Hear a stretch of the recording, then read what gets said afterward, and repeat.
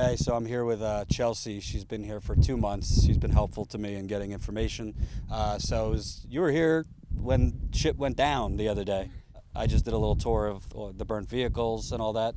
Talk to me about how long were people out here on this bridge? You know, police were blocking the bridge. Protectors were out here for a while.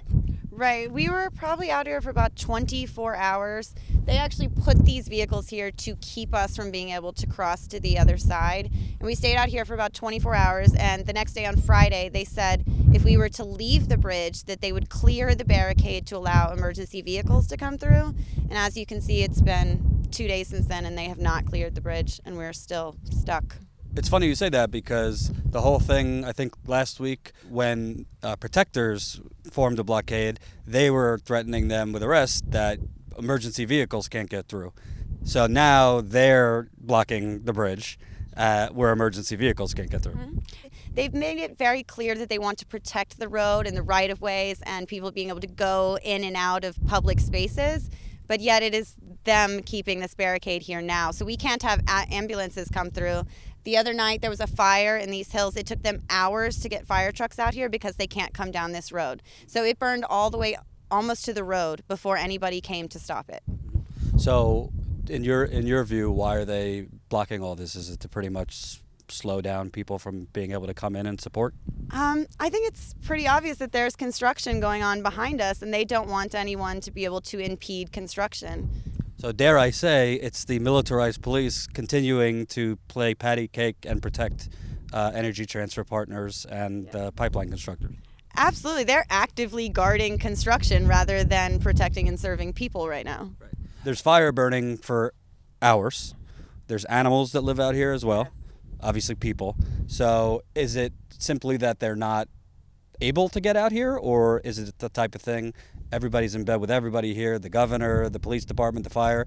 Do you think it's kind of like, I'm not saying they're just letting people burn to death, but do you think they are told to, if there's issues, get out there quickly?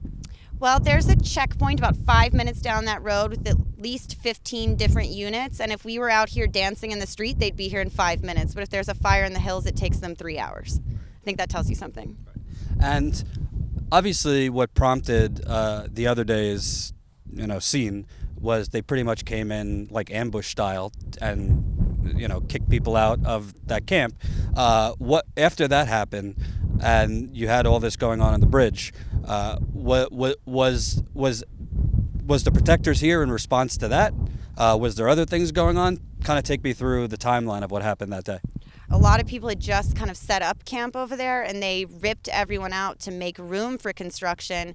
And there was just a lot of indecency about the way they went about it and the way they treated elders and sacred areas in that spot. So the people here were just kind of upset of, where did you take our people? Why are you blocking the road? They took all of their possessions. So we have a ton of people back at camp now who have nowhere to stay. They have no sleeping bags, no winter clothes in the middle of winter in North Dakota. No tents? No tents, nothing. So while all of this happened just so they could make room for construction to get towards this river. And those people that were displaced, I'm assuming now have been brought in with protectors here? Most of them have. Some are still in jail. Some are facing really big felonies. And then some are back and they have no idea where they're going to sleep. We've got people sleeping in meeting halls and media tents because they lost all of their possessions. Felonies for what? Being ambushed and kicked out of where they were staying? For threatening harm with a fire. And that brings me to this, because from what I can see, I haven't seen any video of protectors burning anything.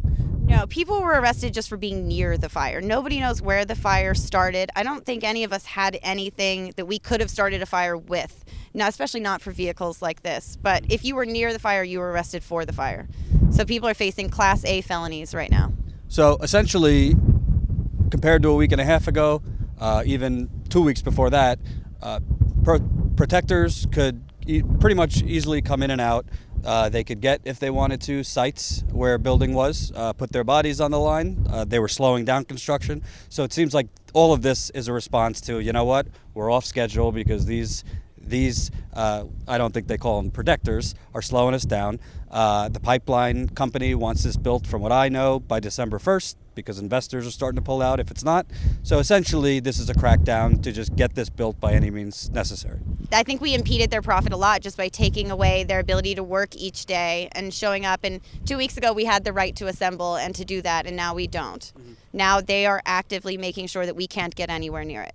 The Army Corps of Engineers had representatives here within the last couple of days, you told me. Has there been any communication with Army Corps people and the protectors? Have they said anything? Not that I know of. Not that I know of. And are people still coming in from other states? So you still have people coming in if other people want to support? Absolutely. Water is still important as it was a week ago. So.